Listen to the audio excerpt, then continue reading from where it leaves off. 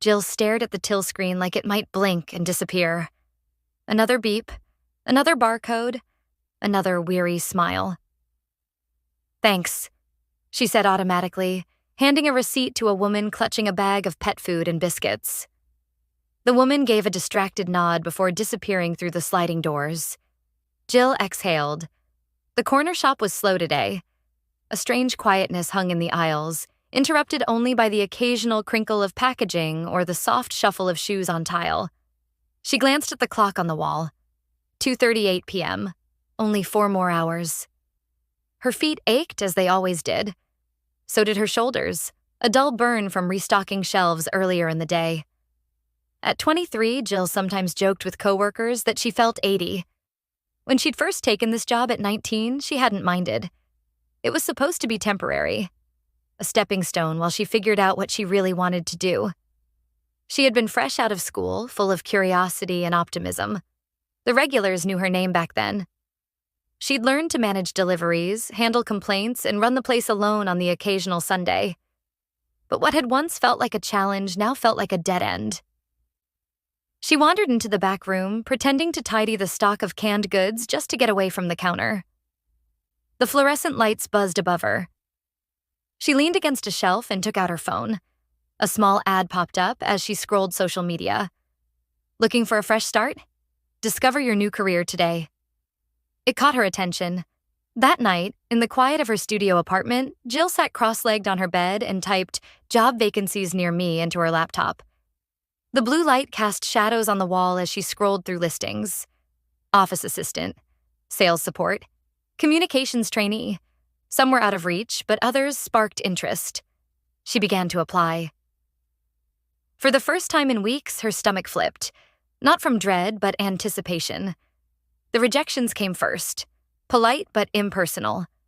But then, on a sunny Thursday afternoon, an email arrived with a different tone. "We enjoyed reading your application. Are you available for an interview next Tuesday?" Jill's heart skipped. The position was with a mid-sized marketing firm.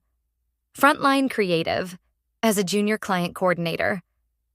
She had just enough customer service experience to make it a fit, and the idea of working somewhere with windows, meetings, ideas, it felt intoxicating. She spent the weekend preparing, tweaking her CV again, and buying a new blouse that she hoped said, "confident but real." The interview was in a glass-front building that made her nervous just walking in. But the woman interviewing her, Natalie, was warm and engaging. They talked about handling customers, teamwork, learning on the go. "I like your energy," Natalie had said with a smile. 2 days later, the call came. "You got it, Jill. Welcome aboard." Jill clapped her hand over her mouth, her eyes welling. "Really? Thank you. Thank you so much." The weeks leading up to her start date felt surreal. She gave her notice at the shop. Her coworkers, some of whom she'd known for years, hugged her goodbye and wished her luck. At home, she made lists. Clothes to buy. Habits to change. She threw out old socks and bought office shoes with a slight heel. Her kitchen suddenly looked like it belonged to someone going places. Prepped lunches and coffee pods lined the counter. But something still clung to her. She stood in front of her bathroom mirror one night in an oversized hoodie, brushing her long brown hair.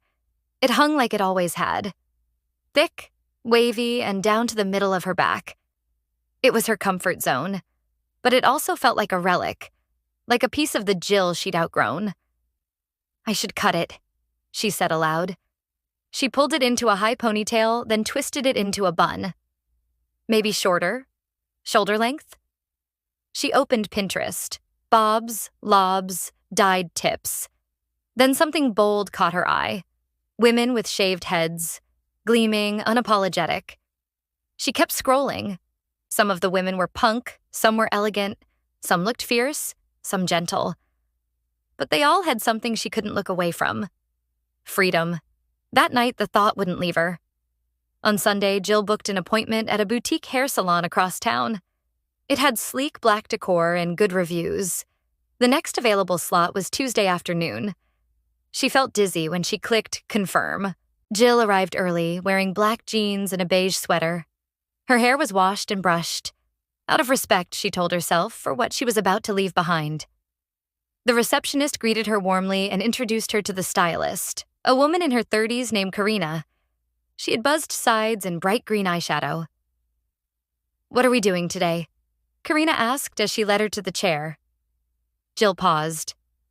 "This is going to sound a little drastic." Karina grinned. "Drastic is my specialty.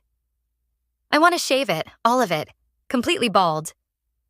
There was a beat of silence, then a smile spread across Karina's face. "I love it. Have a seat." Jill climbed into the chair. Karina reached for a wide, glossy black PVC barber cape and shook it open with a practiced flick. It enveloped Jill's body with a soft rustle.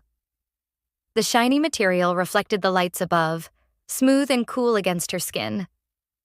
Karina fastened it snugly around her neck with a white neck strip, then stepped back. "You ready for this?" Jill looked at herself in the mirror. The cape gleamed, and her brown hair spilled down her shoulders like a curtain. She nodded slowly. "Yes, I'm ready." Karina clipped the back of Jill's hair into sections and turned on the clippers. The buzzing filled the room. Without hesitation, Karina guided Jill's head forward and placed the clippers at the crown. Beep! The sound reverberated in Jill's chest as the first strip of hair fell. It slid down the cape, catching the light before landing softly in her lap. Jill's breath hitched. Karina continued, working methodically from the crown to the front. Strip after strip, thick tufts of brown hair tumbled away. Jill's scalp was pale and untouched, each pass revealing more of her shape. The black PVC cape was soon blanketed in fallen hair. Karina made sure the clippers ran close, reducing her to stubble. Then came the foam. Karina applied a warm, white shaving foam to Jill's entire head with gentle circular motions. The contrast of white foam on nearly bare scalp made Jill look like a sculpture in progress. She picked up a fresh razor. The strokes were slow and intentional. Karina shaved from front to back, wiping the blade clean after every few strokes. Jill could feel everything. Each pull, each reveal. She closed her eyes, breathing steadily. Behind her ears, around the base of her skull, across the crown. Karina moved with care. When it was done, Karina wiped Jill's head clean and applied a cool aftershave balm. She gently massaged it in. "Take a look," she said. Jill opened her eyes. The mirror reflected a stranger, and yet not. Her scalp was perfectly smooth. Her face looked sharper, more intense. Her eyes looked huge. "I can't believe it," she whispered.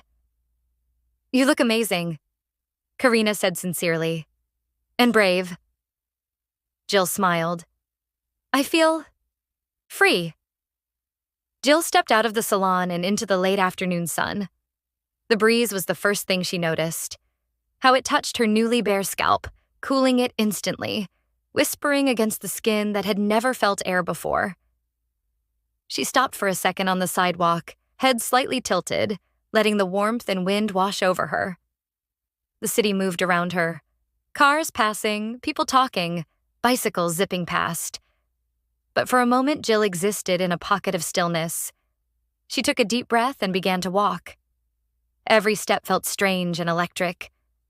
Her boots clicked against the pavement, and her scalp gleamed slightly with the moisturizer Karina had applied. She could feel everything. Wind, warmth, even the subtle weight of her head balanced differently now. She wasn't used to the way her ears felt so exposed, or the way her expressions now read more sharply across her face. People looked. Some did double takes. Some smiled with curiosity. One woman walking her dog gave Jill a quiet nod of admiration. Jill met their eyes, unashamed.